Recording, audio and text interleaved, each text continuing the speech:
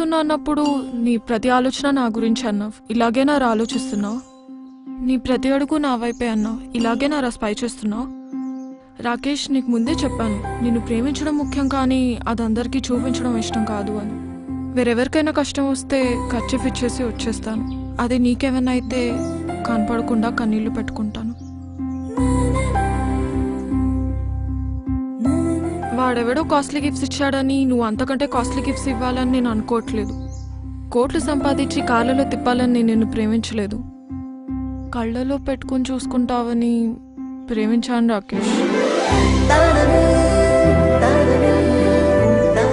అయినా ఇద్దరు మనుషులు కలిసి ఉండాలంటే కావాల్సింది ఒకరి మీద ఒకరికి నమ్మకం రాకేష్.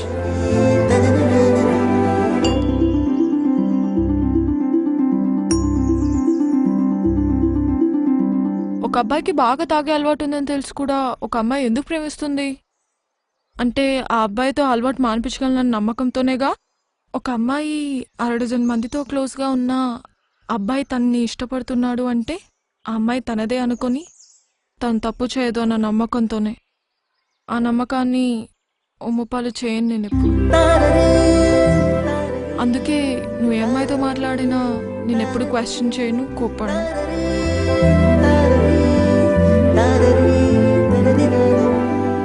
ఎందుకంటే ఒకరిని మనస్ఫూర్తిగా ఇష్టపడితే ఆ ఇష్టం జీవితాంతం ఉంటుంది.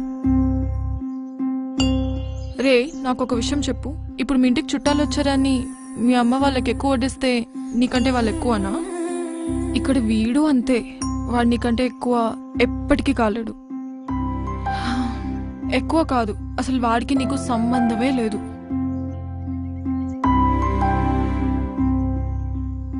చూడ్రా, నువ్వు అడిగావని అలగను, ఆరాధిస్తున్నావని అరవను, ఆలోచిస్తాను.